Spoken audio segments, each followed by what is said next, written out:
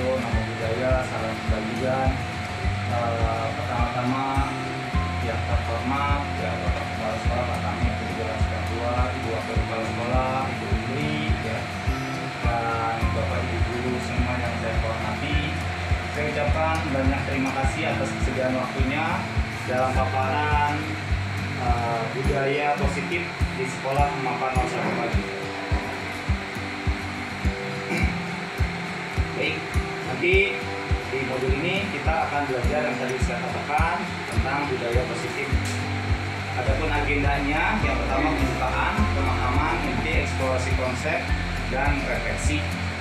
Biar kitanya agak lebih rileks, saya boleh kasih ice briefing dulu sebentar ya. Kita tebak warna.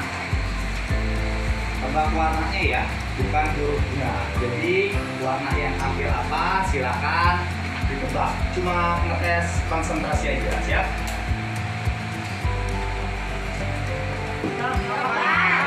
Coklat. Siap ya, seperti itu. Jadi coklat, bukan hitam. Merah. Biru. Hitam.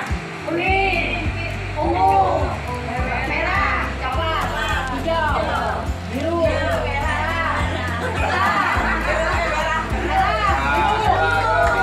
Masih pada betul.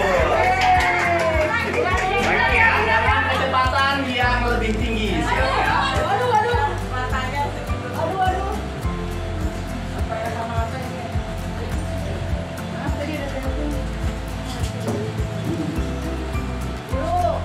Belum. Kayak anak-anak ya. Boleh. Nah, Kayak anak-anak. Oh my god.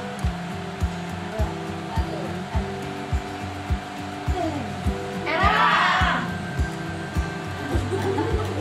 Biru. Biru. Hitam. Kuning. Ungu. Merah. Penting apa merah? Coklat. Hijau. Biru. Merah. Pink. Hitam. Merah. Biru.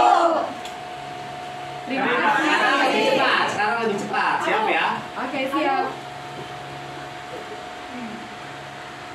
Kita coba lagi. Ice breaking dulu. Merah. Biru. Hitam. Kuning. Ungu. Merah. Coklat. Hijau. Biru. Merah. Pink. Hitam. Ya, hebat kita kita semua. Luar biasa. Baik, balik lagi ya ke materi ya Bapak Ibu ya, seru ya. Nanti kita main tebakan lagi. Ada lagi sebetulnya ice breakingnya. Cuma nanti kalau saya tampilin ice breaking kita ice breaking. Nggak ke materi. Baik ya, tadi ini pembukaan yang sudah saya buka juga dengan ice breaking ya. Lalu kita ke materi selanjutnya, pemahaman inti. Ini ada pertanyaan nanti, kita diskusi aja sebetulnya.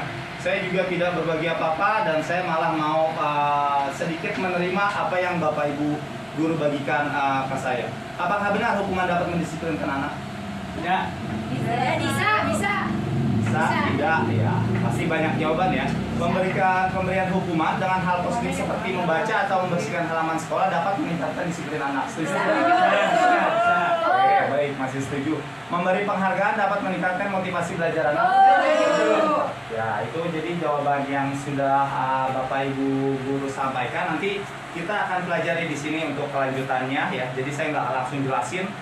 Jadi topik dalam eksplorasi konsep kali ini kita akan belajar tentang disiplin positif, nilai-nilai kebajikan universal, teori motivasi, hukuman, penghargaan, dan restitusi, keyakinan kelas, kebutuhan dasar manusia, dan dunia berkualitas. Lalu ada 5 posisi kontrol, ada segitiga restitusi yang akan kita sama-sama sharing nanti. Yang pertama, disiplin positif dan nilai-nilai kebajikan universal. Ya, jadi ada kemarin nih permainan ini sudah saya lakukan juga nih ke beberapa peserta didik. Kalau kita coba tanpa menuliskan lah, kalau kita berpasangan, taruh satu hal yang menurut kita paling berharga di tangan ini. Teman sebelahnya atau berpasangan memberi bujukan, rayon atau memberi apapun yang bisa membuat teman Bapak Ibu semua membuka tangannya itu. Jadi nanti ada jawaban yang berbeda, betul tidak? Kira-kira gimana responnya? Kalau Bapak Ibu megang sesuatu hal yang menurut Bapak Ibu berharga gitu, ada teman yang membujuk, seperti apa yang akan terjadi? Kalau jawabannya itu negatif, pasti kita akan Bertahan. Tapi kalau bujukan itu positif atau lebih, kemungkinan pertimbangan. dipertimbangkan ya. Jadi seperti itu ya. Jadi kalau emang itu tidak terlalu menguntungkan buat kita, otomatis kita tetap tutup ya. Lebih pilih yang ini ya. Tapi kalau itu tidak menguntungkan buat kita dan lebih menguntungkan yang ditawarkan, bisa ada kemungkinan kita berikan. Kita tukar dengan apa yang diberikan, betul ya. Nah, dengan seperti ini kita sadar bahwa kendali diri seseorang itu balik lagi ke dirinya sendiri, walaupun ada dorongan dari luar. Sebesar apapun dorongan dari luar, sebetulnya diri kita sendiri yang mengendalikan diri kita gitu. Ya, lanjut. Nah, di sini ada ilusi kontrol. Ya, banyak guru itu yang mengatakan seorang guru itu bisa mengontrol muridnya. Jadi murid-murid itu ngikutin gurunya. Lalu ada ilusi bahwa kritik dan membuat orang merasa bersalah dapat menguatkan karakter. Contoh, nah yang tertib nanti Bapak ditegur sama kepala sekolah. Seperti itu ya. Itu sebetulnya juga kurang baik Bapak Ibu semua. Lalu ada ilusi bahwa semua penguatan positif, efektif dan bermanfaat. Kayak yang tadi ya, ada penghargaan atau apa ya, misalkan anak juara dikasih. Kalau menurut Bapak Ibu seperti itu baik atau tidak? Baik. Dikasih atau seperti ya memberi penghargaan, memberi hadiah ya. Tapi ternyata ada beberapa efek-efek negatif juga. Ilusi bahwa orang dewasa memiliki hak untuk memaksa. Nah, ini kebanyakan sering terjadi juga ya. Jadi merasa dirinya besar dan paling hebat, anak kecil kamu itu siapa gitu. Harus ikuti yang orang dewasa katakan. Nah, ini stimulus respon dan kontrol. Jadi kita mencoba mengubah orang agar berpandangan sama dengan kita, itu responnya. Ada kontrolnya, kita berusaha memahami pandangan orang lain. Jadi yang baik itu seperti itu, memahami. Semua perilaku memiliki tujuan. Jadi ketika anak melakukan apapun, ya, kita pun, diri kita melakukan apapun pasti ada tujuannya. Jadi itu yang harus kita ketahui, kontrolnya tersebut. Lalu hanya ada yang mengontrol diri Anda. Nah, ini balik lagi yang tadi. Jadi yang mengontrol diri kita sendiri adalah ya kita sendiri, bukan orang lain, walaupun ada faktor dorongan dari luar. Ya, Anda tidak bisa mengontrol orang lain. Kolaborasi dan konsensus menciptakan pilihan-pilihan baru, model berpikir menang-menang. Jadi walaupun kita mengalah, tujuannya ya menang gitu. Baik, apakah makna disiplin? Berasal dari bahasa Latin disiplin artinya belajar. Jadi ada sedikit pergeseran. Kalau menurut Bapak Ibu guru yang dimaksud disiplin gimana menurut bahasa ini sendiri? Mematuhi peraturan. Ya. Jadi kalau ini banyak pergeseran dari makna asal kata berkonotasi dengan disiplin diri dari murid-murid Socrates dan Plato. Disiplin diri membuat orang menggali potensinya menuju sebuah tujuan apa yang dia hargai. Namun dalam budaya kita, makna disiplin berubah menjadi sesuatu yang dilakukan seseorang pada orang lain untuk mendapatkan kepatuhan. Kecenderungan umum adalah menghubungkan kata disiplin dengan ketidaknyamanan, bukan yang apa kita hargai atau pencapaian suatu tujuan. Jadi biasanya itu kalau kita berbicara disiplin tentang taat peraturan atau hukuman yang terjadi, bukan bagaimana kita menghargai diri kita sendiri. Ini yang sering terjadi kesalahan. Termasuk saya sendiri ya, mungkin dalam mengajar terlalu banyak memberi hukuman gitu. Ini nilai-nilai kebajikan universal. Jadi ada nilai-nilai kebajikan.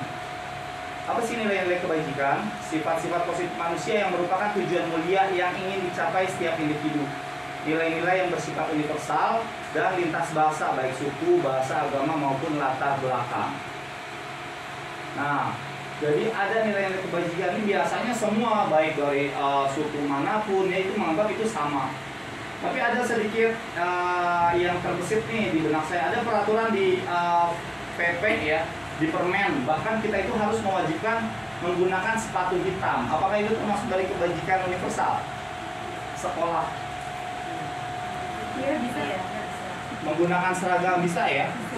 Tapi sebetulnya kalau kita lihat di sekolah-sekolah internasional atau di sekolah-sekolah lain itu banyak kan siswa-siswinya yang tidak menggunakan sepatu berwarna hitam. Kalau kita berbicara ini adat istiadat, suku, agama maupun budaya, berarti kan belum masuk universal ya. Kalau kita masukkan ke budaya orang Eropa, mungkin sepatu hitam itu aneh. Kenapa harus sepatu hitam gitu? Tapi ini yang terjadi dan ada baiknya sih sebetulnya Bapak Ibu. Mungkin karena budaya kita budaya ketimuran, sopan santun, keseragaman itu yang dipakai. Dan bukan berarti berbeda dengan sana kita itu tidak memiliki nilai kebajikan. Itu nilai kebajikan dan mereka pun harus menghargai itu semua. Lanjut ya. Ada teori motivasi, hukuman dan penghargaan atau restitusi. Nah, ini motivasi itu ada dari eksternal ya, ada yang dari internal. Biasanya kalau dari eksternal itu menghindari ketidaknyamanan atau hukuman yang tadi saya bilang ya, adanya hukuman. Jadi apa yang akan terjadi jika tidak melakukan, ada punishment-nya ya, untuk mendapatkan imbalan dari orang lain atau institusi. Banyak nih anak-anak atau kita semua melakukan pekerjaan itu karena suatu keinginan gitu. Ada yang ingin diraih, ada yang ingin dicapai. Terus untuk menghargai diri sendiri, saya akan menjadi orang yang seperti apa bila saya melakukan. Nah, ini yang bagus.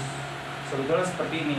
Jadi sesuai dengan keinginan sendiri, tujuan dari disiplin positif tersebut. Ya. Nih kalau Bapak pendidikan kita berkata merdeka itu artinya tidak hanya terlepas dari perintah, akan tetapi juga cakap buat memerintah dirinya sendiri, bukan orang lain. Jadi bagaimana pelajar kita ya atau peserta didik kita bisa cakap dalam memerintah dirinya sendiri, tidak usah memerintah orang lain. Apa sih restitusi? Nah, ini dia sebetulnya jalan keluar itu permasalahan bukan hanya dengan hukuman saja ya. Bukan hanya dengan merasa membuat anak itu bersalah saja, tapi ada yang namanya restitusi. Proses menciptakan kondisi bagi murid untuk memperbaiki kesalahan mereka sehingga mereka bisa kembali pada kelompok mereka dengan karakter yang lebih kuat. Nah kan kita kadang-kadang gampangnya aja ya Bapak Ibu ya, kalau ada yang salah anak murid ya setrap lah atau apa, push up lah ya, atau kita langsung jas marah-marah ya, kan seperti itu ya. Mungkin ya dilema juga ya seperti itu karena sudah beberapa kali dibilangi atau dikasih tahu tidak bisa ya, atau bisa jadi itu alasan-alasan kita aja gitu karena aturannya sekarang nggak boleh nyolek murid, nggak boleh ini, jadi kitanya merasa acuh atau merasa bodoh, jadi ngelepas saja. Lanjut, ciri-ciri restitusi. Jadi dikembalikan lagi nanti peserta didiknya itu ke tempat asalnya, jangan malah merugikan. Contoh, murid nggak ngerjain PR, malah disuruh keluar kerjain PR dan dia nggak bisa ikut pelajaran yang harusnya didapat. Ya, jadi ini ciri-cirinya bukan untuk menebus kesalahan, namun untuk belajar dari kesalahan. Ya, memperbaiki hubungan, tawaran, bukan paksaan. Jadi nanti keputusannya balik lagi ke dirinya sendiri. Restitusi menuntun untuk melihat ke dalam diri. Restitusi mencari kebutuhan dasar yang mendasari tindakan. Restitusi diri adalah cara yang paling baik. Restitusi fokus pada karakter, bukan tindakan. Restitusi fokus pada solusi. Restitusi mengembalikan murid yang berbuat salah pada kelompoknya. Nanti kita akan membahas tentang restitusi. Nah, sebelum ke restitusi ada yang namanya keyakinan kelas. Kalau belajar biasanya ada kontrak pembelajaran dari gurunya, dari Bapak Ibu kan masih tahu ya aturan seperti apa. Apa sih yang dimaksud dengan keyakinan kelas? Coba kalau menurut Bapak Ibu ada yang bisa berpendapat? Keyakinan kelas ya mungkin buat sharing saya juga. Apakah keyakinan kelas itu berasal dari gurunya saja? Kesepakatan guru dengan anak didik murid. Jadi ada kesepakatan ya, dua arah. Jadi guru dan peserta didik sama-sama menyetujui. Itu yang lebih bagus. Jangan kita hanya membuat aturan saja. Aturan berlaku, kalau kita dengarkan dua pasal dulu zaman saya kuliah. Pasal 1 harus senior itu selalu benar. Pasal 2 kalau senior salah ingat pasal. Takutnya seperti itu. Jadi gurunya selalu benar. Kalau misalkan gurunya salah ingat pasal 1. Sebetulnya kesepakatan ini berlaku bukan cuma untuk siswanya aja. Jadi gurunya juga harus menunjukkan satu sama lain. Mengapa kita memiliki peraturan harus menggunakan helm bila mengendarai kendaraan roda 2? Kan sekarang ini yang kita tahu nggak pakai helm ditilang, betul ya? Tapi kita itu nggak tahu Keselamatan. Nah, Keselamatan betul. diri. Nah, yang terpenting seperti itu, kita membuat kesepakatan di kelas ya. Jadi membuat murid itu paham apa yang akan terjadi, penyebabnya itu akan berdampak seperti apa ketika dia melanggar. Ketika murid seperti itu dan kita terus berusaha berupaya, insya Allah murid kita itu akan lebih paham lagi bagaimana cara dia mengendalikan dirinya tersebut. Maka kita memiliki peraturan 3M, menggunakan masker. Ya, kalau kita cuma baca aja pakai masker gini, orang pada tidak setuju, menggerutu, ngapain sih pakai masker gini-gini. Tapi kalau dia tahu fungsinya, kegunaannya, mungkin dia akan lebih taat lagi dan pastinya akan lebih baik lagi. Mengapa kita memiliki peraturan harus datang tepat waktu? Itu semua mereka harus tahu, harus paham apa maksud dan tujuannya tersebut.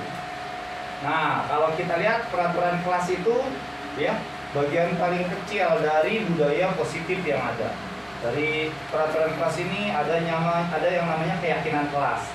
Dibentuk peraturan kelas, semuanya sudah yakin, ya, murid-murid pasti akan menjalani, mengikuti. Lingkungan yang positif ini bukan hanya kelas, sekolah kita di Mapar ini. Jadi kalau dari kecil yang udah kita bagusin, ya, di besarnya pun kita lebih mudah untuk membuat mereka lebih berbudaya positif lagi. Ada lalu keseluruhan budaya positif. Nah, ini kegiatan pengalaman keyakinan kelas, ada tabel P dan Y.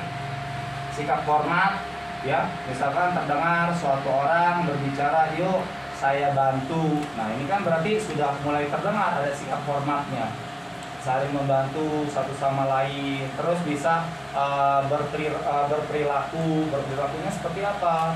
Kayak tersenyum, ya, kepada sesama atau kepada bapak ibu guru, menyapa pagi pagang, assalamualaikum pagang, itu sudah bisa terlihat tampak gitu. Kita bisa menjadi suatu identifikasi juga nih menggunakan tabel seperti ini, bagaimana sih keadaan peserta didik kita semua. Nah, ini bedanya peraturan dengan keyakinan kelas. Kalau peraturan seperti itu bunyinya, bisa bantu baca, Pak Hendrik. Peraturan kelas mohon bantuannya. Peraturan kelas coba bantu lihat. Lalu kembalikan buku ke tempatnya. Dilarang mengganggu orang lain. Hadir di sekolah 15 menit sebelum pembelajaran dimulai. Dilarang melakukan kekerasan. Dilarang menggunakan narkoba. Bergantian atau menunggu giliran. Gunakan masker. Jangan berlari di kelas atau koridor. Nah, kalau kita lihat ini kan semuanya pasti faktor dari eksternal. Hanya ada orang yang mengatakan seperti ini, bukan dari dirinya sendiri. Lalu kembalikan buku ke tempatnya. Jadi perintah yang ada, kalimat-kalimat negatif, dilarang, iya, peraturan. Tapi kalau kita berbicara keyakinan kelas, di situ ada tanggung jawab. Anak-anak tahu, paham apa sih yang harus dilakukan, ya, akibatnya seperti apa, tujuannya untuk apa. Jadi yang timbul kan ada rasa tanggung jawab, menghormati orang lain, ya, terus berkomitmen, menghormati keselamatan, kesehatan, dan lain-lainnya. Nah, ini ada penelitian, ya. Jadi penghargaan yang tadi Bapak Ibu bilang katakan ya bagus, ternyata ada efek yang kurang bagusnya juga sih, pengaruh jangka panjang dan jangka pendeknya, ya. Ternyata penghargaan itu menghukum, sifatnya penghargaan itu mengurangi ketepatan. Jadi kalau dia nggak dikasih penghargaan itu kemungkinan dia nggak akan melakukan semaksimal mungkin. Balik lagi bukan karena dirinya lagi. Penghargaan tidak efektif, penghargaan merusak hubungan, penghargaan menurunkan kualitas, penghargaan mematikan kreativitas, ya. Jadi penghargaan mengurangi motivasi intrinsik. Yang dibutuhkan sebetulnya itu kan motivasi intrinsik, bukan ekstrinsik. Nah, ini ada macam-macam hukuman dan konsekuensi. Kalau di sini kan bisa dilihat, ya, ada perbedaan nih. Di sini coba Bapak Ibu amati deh, di nomor 3 itu ada hukuman murid diminta untuk push up 15 kali karena tidak menggunakan masker di sekolah. Di nomor terakhir yang konsekuensi, lari mengelilingi lapangan basket, kan dua-duanya sama ya kalau dilihat ya. Apa yang membedakan coba? Kenapa bisa yang satu dibilang konsekuensi, yang satu dikatakan hukuman? Karena kalau yang poin ketiga itu jika tidak menggunakan masker maka akan merugikan orang lain bukan cuma dirinya sendiri, maka dikatakan hukuman. Tetapi kalau lari mengelilingi lapangan itu konsekuensinya untuk diri dia sendiri. Oke, kita lihat lagi ya, kasih pilihan. Ya. Mantap sekali. Kenapa sama-sama lari mengelilingi lapangan basket 2 kali? Yang satu terlambat hadir di sekolah, yang satu terlambat hadir untuk pelajaran PJOK.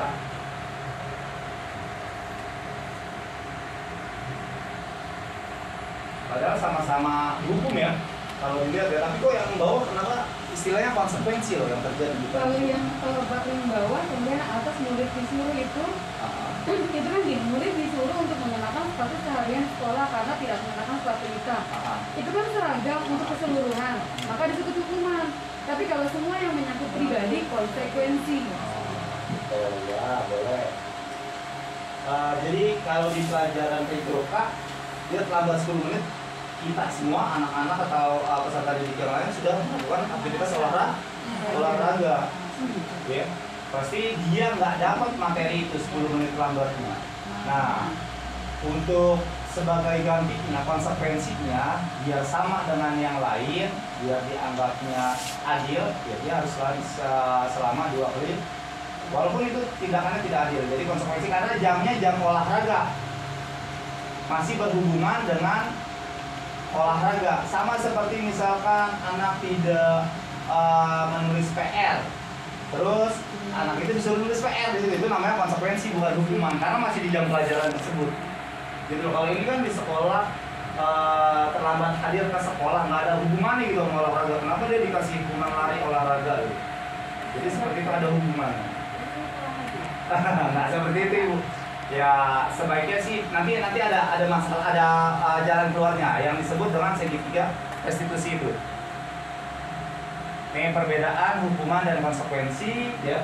Jadi sesuatu yang menyakitkan harus terjadi. Jadi hukuman itu seperti ini Bu, sangat menyakitkan dan bisa jadi dia akan ada rasa dendam dan berulang, akan terus menerus. Ketika dia jadi guru mungkin atau jadi senior, ini yang saya dapatkan loh dari senior saya. Jadi dia berikan lagi. Terus akhirnya membenci kedisiplinan. Kok ribet amat sih ya jadi orang disiplin itu ya, banyak hukuman yang terjadi. Terus dipaksa mendorong anak menyakiti dirinya sendiri. Banyak ya anak-anak itu punya mental yang berbeda-beda ya, bahkan sampai depresi dan menyakiti dirinya sendiri saking ketakutannya dihukum sama bapak ibu gurunya. Anak belajar untuk menyembunyikan kesalahan. Nah ini yang bahaya, karena takut hukuman akhirnya apa? Anak banyak berbohong, tidak sesuai dengan kenyataan yang ada, marah, rasa bersalah, dipermalukan, merasa tak dihargai.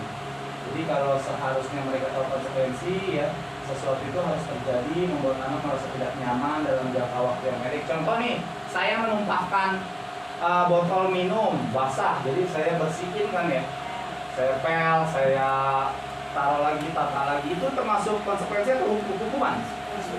Nah ini seperti itu konsekuensi. Begitu juga murid ya, harus paham konsekuensi yang akan terjadi ketika melakukan kesalahan tersebut.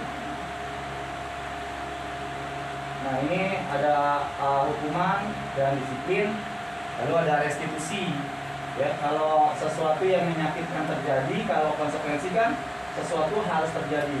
Kalau restitusi itu pilihan, ya, bagaimana anak itu menjalankan konsekuensinya dan menyelesaikan permasalahannya. Tidak nyaman untuk murid anak untuk jangka panjang. Tidak nyaman untuk murid jangka pendek. Kalau konsekuensi kan paling sebentar aja ya, nggak kepikiran berlarut-larut. Tapi kalau dihukum dia pasti berlarut-larut, apa kepikiran terus. Nah ini menguatkan murid anak dalam jangka waktu yang panjang. Kalau kita sudah berikan restitusi tersebut, diharapkan kedepannya ada perubahan yang dilakukan anak itu. Bagaimana dia mengontrol dirinya sendiri. Korban mendapatkan ganti, murid anak mendapatkan penguatan, masalah pun terpecahkan. Murid belajar bertanggung jawab untuk perilakunya, fokus pada pemecahan masalah dalam jangka waktu panjang. Nah, ini contohnya apa yang kamu yakini, apa yang bisa kamu lakukan untuk memperbaiki masalah ini. Ini contoh dari statement seorang yang membuat penyelesaian masalah atau restitusi. Jadi dibalikan lagi ke peserta didik. Nanti kita ada yang namanya stabil identitas, ada validasi, ada keyakinan di restitusi itu.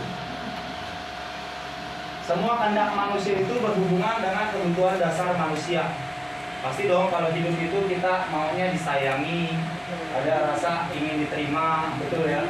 Terus kekuasaan ya, orang yang punya kekuasaan ya, kesenangan dan kebebasan. Nah, ini 5 posisi kontrol yang tadi juga sudah sedikit disinggung. Penghukum ya, biasanya menghardik, menunjuk-nunjuk, menyakiti. Kalau kamu tidak melakukannya, awas ya, rasakan gitu.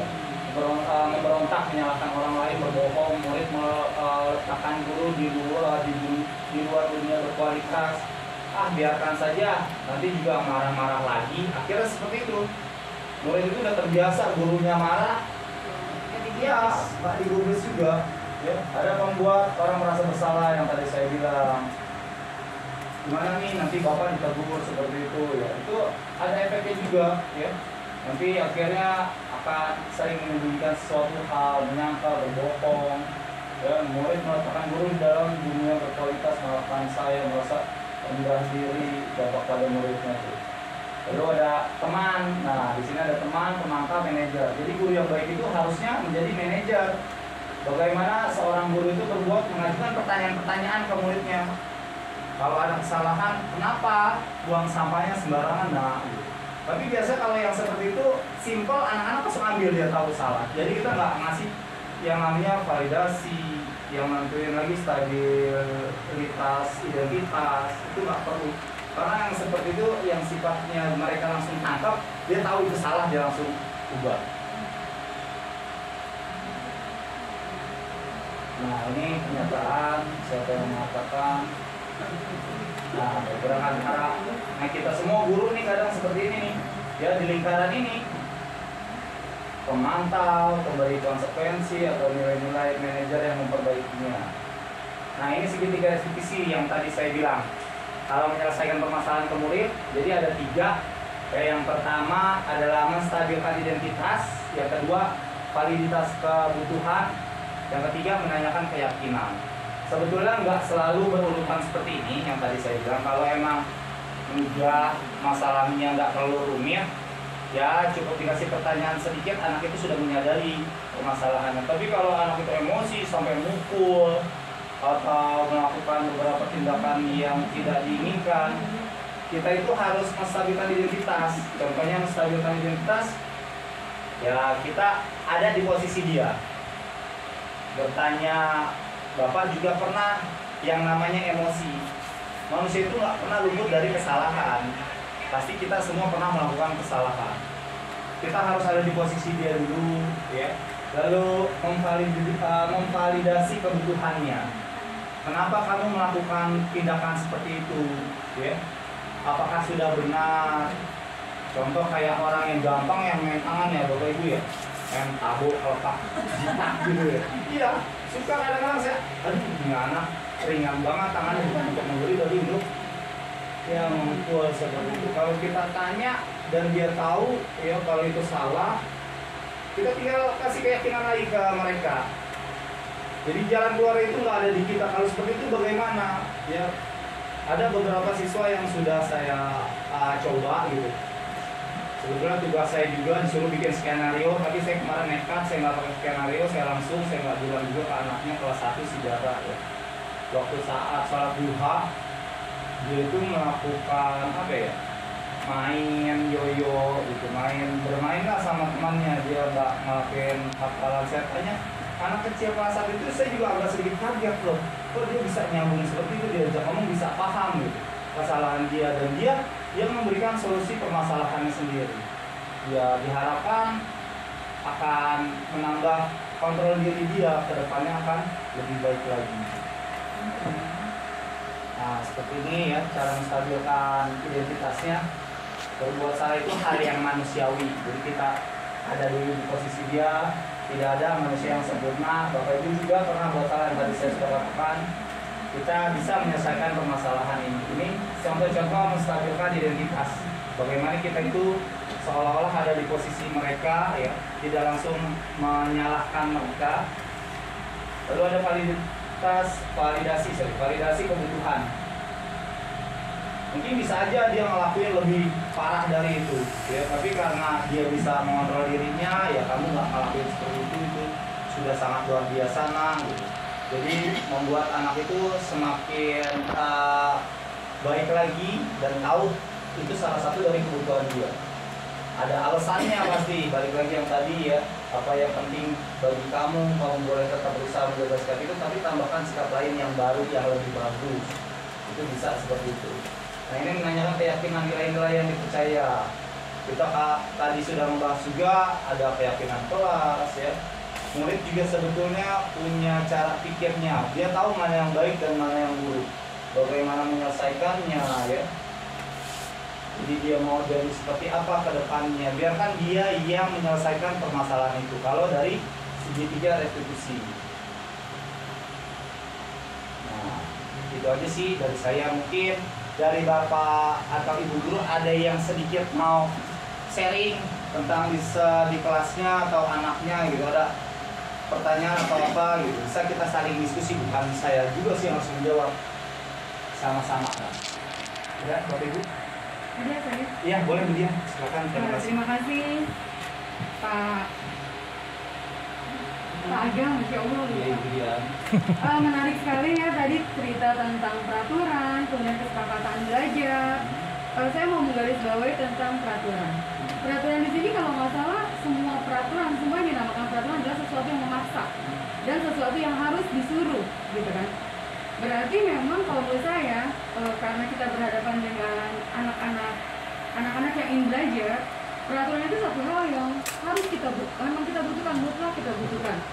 Mungkin cara kita saja memberikan peraturan tersebut ke anak-anak harus dengan cara yang elok mungkin, sehingga kata-kata peraturan tersebut tidak menyeramkan seperti yang tadi Pak Agam dipaparkan. Serem saya juga melihatnya Pak Agam, karena khawatir juga takutnya nanti anak-anak malah jadi ilfil dengan kita sebagai guru. Nah, bagaimana caranya pada saat peraturan kita keluarkan, kita berikan kepada anak-anak, membuat anak-anak tuh, oh begini ya Bu, seandainya saya tidak mengerjakan PR. Jadi persuasif antara anak dengan guru itu akhirnya malah jadi, saya membutuhkan peraturan itu Ibu, saya membutuhkan disuruh Ibu. Kadang-kadang anak-anak itu, apalagi anak-anak seperti saya kelas 4. Kelas 4 itu anak-anak kelas rendah yang kepingin mau remaja, kepingin mau aku loh Bu, aku sudah bisa. Jadi anak-anak itu harus diberikan peraturan-peraturan yang cantik yang membuat dia bisa, satu, mempunyai keyakinan di kelas dia, mau punya motivasi belajar, kemudian mampu belajar dengan sangat baik dengan peraturan-peraturan tersebut, dan pada saat di rumah dia merasa responsibel dengan gurunya bahwa oh iya tadi guru memberikan aku PR itu harus saya kerjakan. Mungkin Bu Dian tidak marah, tetapi Bu Dian harus merealisasikan peraturan-peraturan yang sudah menjadi kesepakatan belajar pada saat pertama kali saya masuk ke kelas 4. Nah, akhirnya si anak tersebut tidak merasa ngeri dengan peraturan itu. Seperti saya, contoh pribadi Pak Agam. Waktu saya kena tilang Pak Agam, saya sebel sama polisi. Karena saya sendiri ngerti hukum, tapi saya sebel. Oh, sopan ya.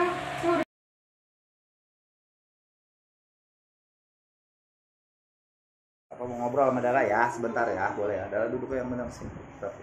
Ya, ada Bapak. Nah, Bapak dulu lagi kecil juga sama kayak Dara, suka main-mainan seperti ini. Ini namanya apa? Slam. Semua anak-anak pasti suka main seperti ini, slam. Ya. Ini ada apa namanya? Yoyo. Ini punya siapa?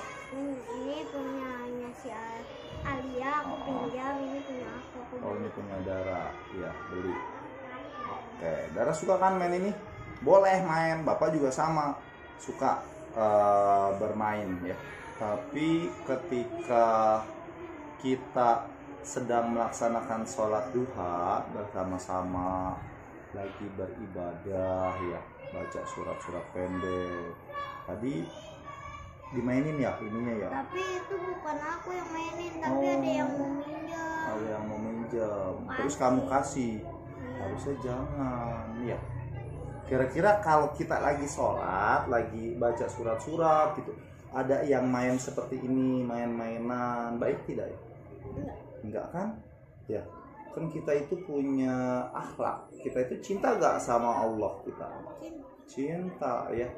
Allah pun seperti itu, Allah itu maha pengasih lagi maha penyayang, sama sayang sama Dara, sayang sama semua. Kira-kira ya, kalau orang yang sayang sama kita, kitanya tidak patuh, mereka akan kecewa tidak? Kecewa. Nah, itu Dara pintar, Dara paham, ya kan? Boleh main ini, tapi bukan saat kita sedang. Nah, pinter, bagus. Jadi gimana nih? Bisa gak Dara selesain? Berarti besok-besok kalau kita sedang sholat atau lagi belajar, bagaimana? Kita nggak boleh lagi main kayak gini. Ih, hebat, gak boleh lagi main seperti ini ya. Tapi jam istirahat boleh Dara mainin. Paham? Bisa diubah sikapnya seperti itu? Pinter ya? Janji ya sama Bapak ya. Jadi Dara yang bilang tuh, bukan Bapak yang bilang. Ya, saat sholat ataupun belajar, yang mainannya harus Simpan. hebat. Pintar, tos dulu sama Bapak. Ini Bapak balikin, Bapak kembalikan. Jadi karena sekarang waktunya belajar, harap disimpan. Nanti istirahat boleh main, oke? Atau di rumah pun boleh main, ya. Bapak kasih mainannya, sayangnya. Sama-sama sayang cantik. Sehat selalu ya. Tanggapan Dara bagaimana perasaannya setelah kita bicara mengenai alat mainan ya yang tadi Bapak bilang ke Dara? Jadi aku nurut, akan senang. Soalnya udah dikasih tahu sama Pak Agam. Karena nggak boleh bawa mainan lagi kalau sholat, sama lagi belajar. Tapi Dara nggak marah kan sama Bapak dikasih tahu ya, seneng ya, bener ya. Dan Dara bisa ya, maksudnya menyelesaikan permasalahannya ya sesuai yang Dara bilang tadi ya. Ada lagi yang mau disampaikan? Nggak ada. Nggak ada. Ya, makasih ya nak. Ya. Oke, assalamualaikum. Waalaikumsalam warahmatullahi wabarakatuh.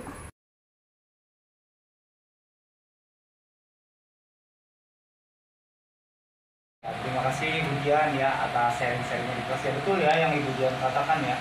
Jadi balik lagi, intinya itu harus ada keyakinan kelas. Peserta didik itu tahu konsekuensinya, maksud dan tujuannya. Kalau cuma kita berbicara hanya peraturan-peraturan dan hukuman, itu akan mental ke anak murid kita. Yang tadi Ibu Dian katakan jadi akan menakutkan. Tapi kalau kita kasih tahu dengan cara yang elok ya, tahu ya, dijelaskan ya. Jadi nggak hanya menghardik peserta didik kita, insya Allah ya Bu Dian ya, akan lebih baik lagi ya. Ada lagi Bapak Ibu? Yang tentang didikan, kalau peraturan memang anak itu kan baru hanya kalimat aja. Ya, karena masih anak-anak yang tinggal dijelaskan kenapa sih harus begini, karena begini-begini kan. Baru timbul kesadaran. Betul. Tidak intinya. Jadi nanti pada akhirnya anak tersebut yang mengontrol diri Kesadaran, sendiri iya. karena ada kesadaran tersebut. Kalau masalah hukuman, apa ada yang sedikit mengganjal atau terbesit gitu? Hukuman ya, kita bicara hukuman bukan peraturan. Oke. Boleh Hukuman. Boleh Bapak Elena dulu. Tapi kalau hukuman kayaknya mendengar kata hukuman itu sesuatu yang negatif ya. Ya. Nah, sebenarnya hukuman itu diberikan jangan secara fisik ya. Tapi kalau di kelas tetap itu berusaha mendidik anak, jangan sampai anak tertinggal pelajaran. Hukuman positif ya. Hukuman jangan pertama fisik ya. Jangan, kalau menulis memang betul masuk fisik, tapi kan sesuai dengan apa misalkan tidak buat PS kita akan lakukan tadi, tetap mengacu pada apa yang diajarkan. Ketika diajarkan karena kan itu menyangkut pelajaran saja. Jadi menurut saya kayak sekarang hukuman jarang ya, yang penting kita sadarkan ke anak ya. Iya, betul. Karena tidak ada kayaknya juga hukuman tuh sekarang kayaknya kurang apa ya? Kadang-kadang membuat anak malah tambah tidak suka. Iya. Itu. Betul yang Bu Helena katakan, yang tadi juga saya sudah presentasikan. Kalau kita menghukum anak, akhirnya anak itu sudah merasa kebal terhadap seperti itu juga. Kadang-kadang juga di dirinya itu malah merasa nggak nyaman, ketakutan. Kadang-kadang psikologi seorang anak itu berbeda-beda. Bahkan ada yang nggak mau sekolah gitu kan karena ketakutan akan adanya hukuman atau beberapa. Ya diharapkan sih jangan sampai terjadi juga, dan alhamdulillah di sekolah kita itu tidak pernah terjadi seperti itu. Ada lagi kemudian boleh? Iya. Hampir sependapat. Hukuman memang tidak diperbolehkan mungkin ya sekarang, tetapi Pak Agam dan Bu Helena serta teman-teman semua tanpa satu balasan dari sebuah perbuatan gitu mungkin ya, kayak misalkan bukan hukuman atau taruhlah kita konsekuensi ya, konsekuensi boleh lah. Jadi kalau misalkan tidak ada sama sekali di dalam kelas itu, misalkan kita memberikan satu pekerjaan rumah, kita tidak memberikan satu konsekuensi atau apapun hukuman itu, walaupun hukuman itu tadi digarisbawahi oleh Bu Helena tidak boleh hukuman fisik, mungkin maksudnya guru yang mukul dan sebagainya ya. Kayaknya udah bukan zamannya deh. 17 tahun saya mengajar di sini, saya belum pernah mukul. Tapi kalau ngomel saya hobi memang. Jadi kalau menurut saya tetap kita harus memberikan gini. Kamu nggak ngerjain PR, tetap ada hukumannya, tetap ada sanksinya dari itu semua. Misalkan angkat kaki di depan itu sebagai sampel buat anak-anak yang lain bahwa kedepannya tidak boleh loh nggak ngerjain PR.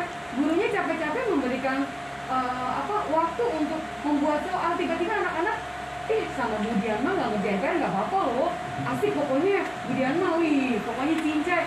Itu kan akhirnya jadi guru tersebut, fasilitator tersebut tidak lagi berwibawa, tidak lagi ditakuti, tidak lagi sekolah itu membuat dia harus berubah gitu. Malah nggak apa-apa mama, aku pergi aja pulang sekolah karena habis itu nggak ngerjain PR.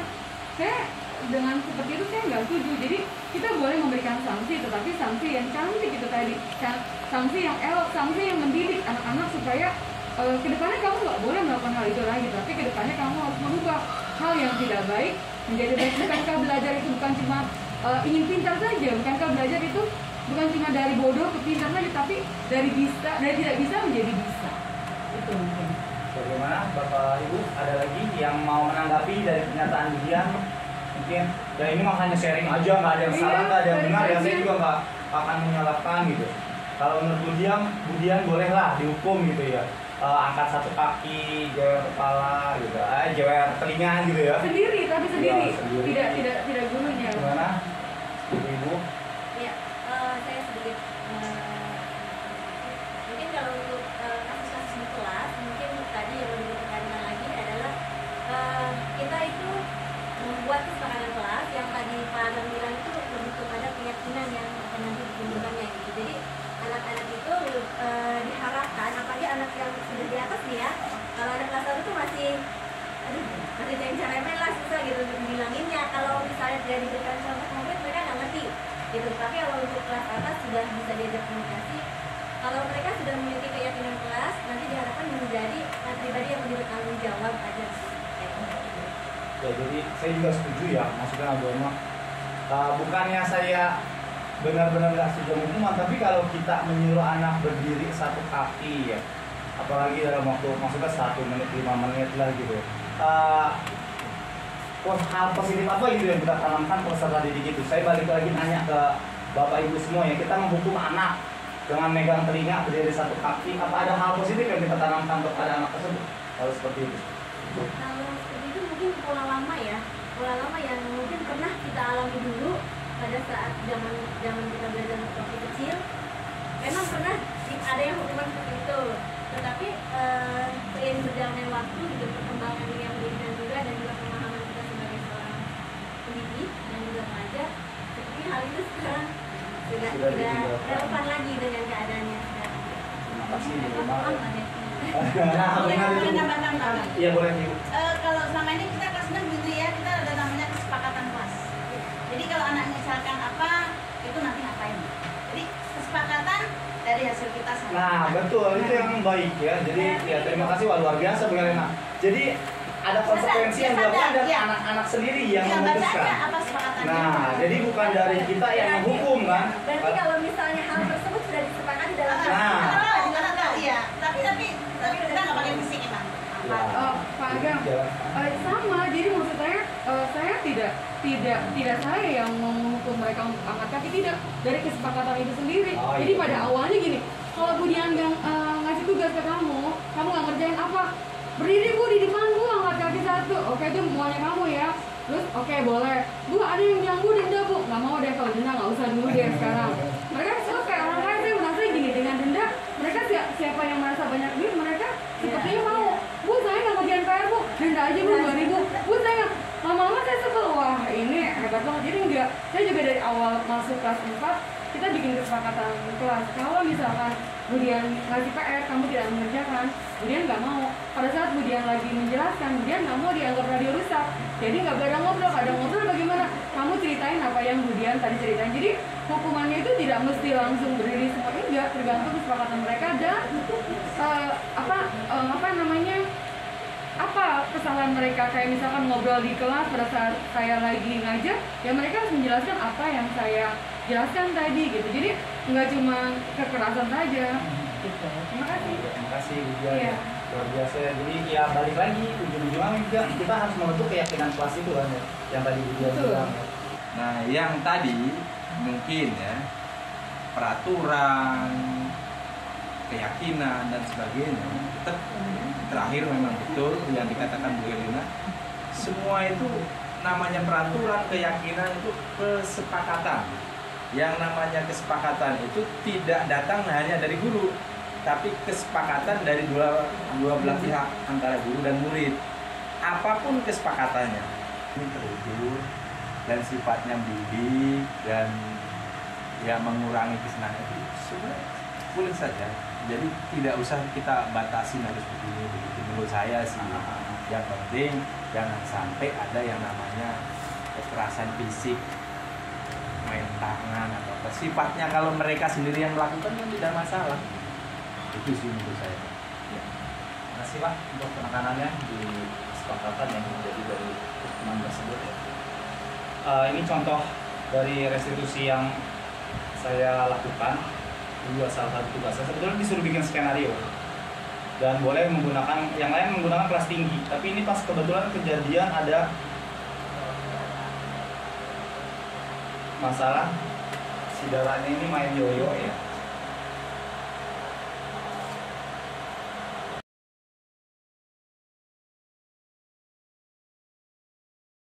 Apa mau ngobrol sama Dara ya sebentar ya, boleh ya. Dara duduk yang benar sini. Ya, ada Bapak. Nah, Bapak dulu lagi kecil juga sama kayak Dara, suka main-mainan seperti ini. Ini namanya apa? Slam. Semua anak-anak pasti suka main seperti ini, slam. Ya. Ini ada apa namanya? Main Yoyo. Ini punya siapa? Ini punyanya si Alia, aku pinjam. Ini punya aku. Oh, ini punya Dara. Iya, beli. Oke, Dara suka kan main ini? Boleh main, Bapak juga sama suka bermain ya. Tapi ketika kita sedang melaksanakan sholat duha bersama-sama, lagi beribadah ya, baca surat-surat pendek, tadi dimainin ya ininya ya. Tapi itu bukan aku yang mainin, tapi ada yang mau minjam. Ada yang mau minjam, terus kamu kasih. Harusnya jangan ya. Kira-kira kalau kita lagi sholat, lagi baca surat-surat gitu, ada yang main seperti ini, main-mainan, baik tidak ya? Enggak kan? Ya, kan kita itu punya akhlak. Kita itu cinta gak sama Allah kita? Cinta ya. Allah pun seperti itu. Allah itu maha pengasih lagi maha penyayang. Sama, sayang sama Dara, sayang sama semua. Kira-kira ya, kalau orang yang sayang sama kita, kitanya tidak patuh, mereka akan kecewa tidak? Kecewa. Nah, itu Dara pintar, Dara paham, ya kan? Boleh main ini, tapi bukan saat kita sedang. Nah, pintar, bagus. Jadi gimana nih? Bisa gak Dara selesain? Berarti besok-besok kalau kita sedang sholat atau lagi belajar, bagaimana? Kita nggak boleh lagi main kayak gini. Ih, hebat, nggak boleh lagi main seperti ini ya. Tapi jam istirahat boleh Dara mainin. Paham? Bisa diubah sikapnya seperti itu. Pintar ya, janji ya sama Bapak ya. Jadi Dara yang bilang tuh, bukan Bapak yang bilang. Ya, saat sholat ataupun belajar, yang mainannya harus Simpan. hebat. Pintar, tos dulu sama Bapak.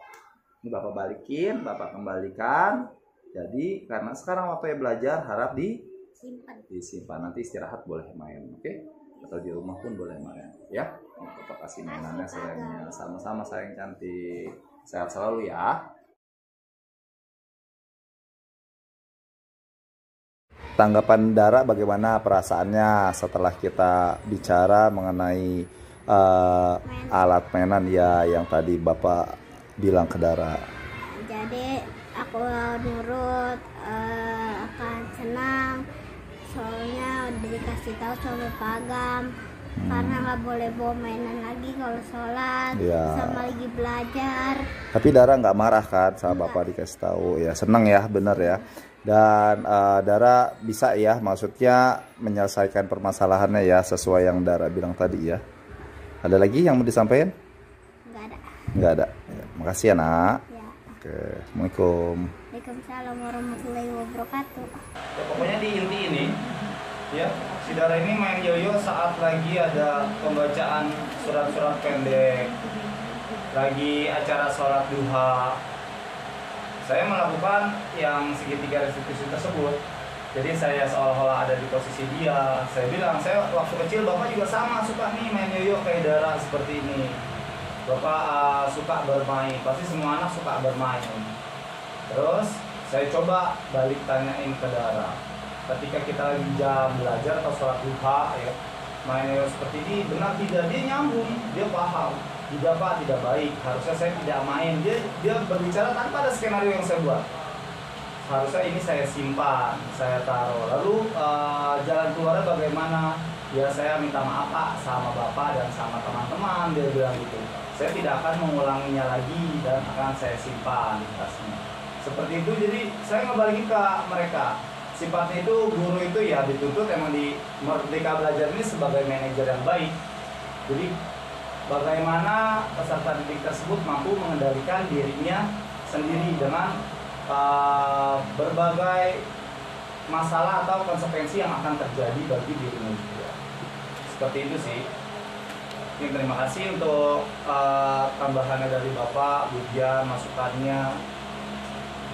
Ada lagi yang ingin ditanya? Kalau sudah tidak ada, mungkin diskusi sharingnya saya akan akhiri karena sudah terlalu lama juga. Bapak Ibu mau istirahat, cukup ya? Ada lagi Pak? Sudah ya? Baik, terima kasih. Itu saja sharing masalah budaya positif di lingkungan kita. Ya semoga kedepannya sekolah kita ini dapat menerapkan budaya positif, ya, bisa membuat kesepakatan kelas yang menumbuhkan bagaimana peserta didik kita itu mampu mengendalikan dirinya sendiri dengan baik. Saya akhiri, wabillahi taufiq wal hidayah. Wassalamualaikum warahmatullahi wabarakatuh.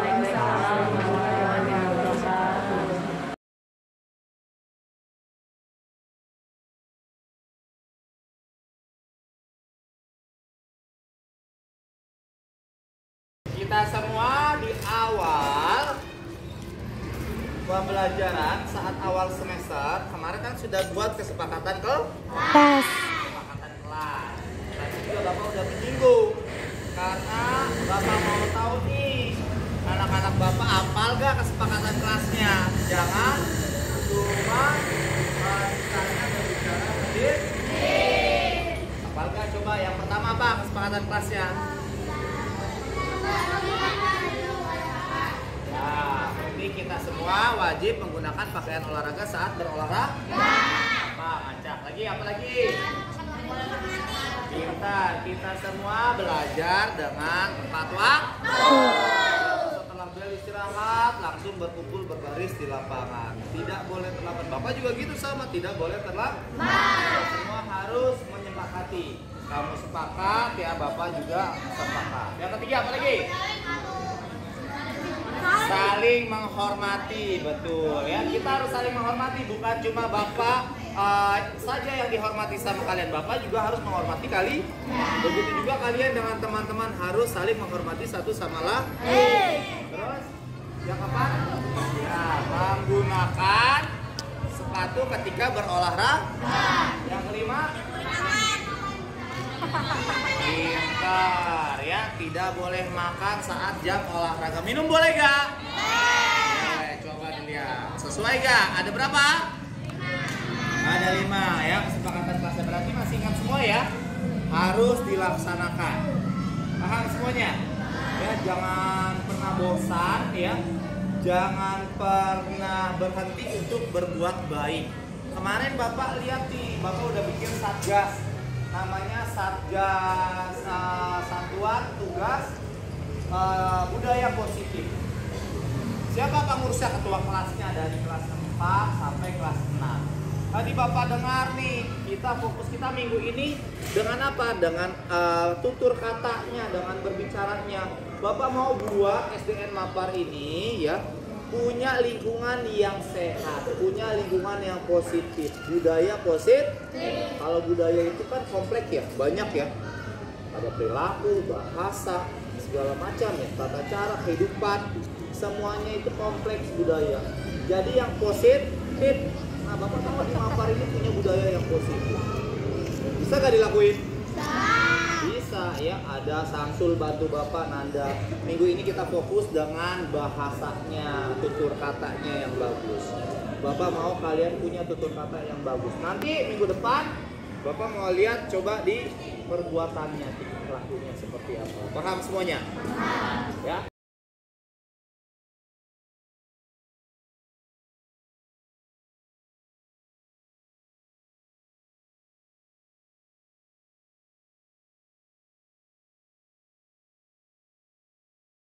Kalian dipercaya jadi ketua kelas, kalian itu punya wewenang buat menjadikan kelas kalian itu menjadi kelas yang khusus secara keseluruhan.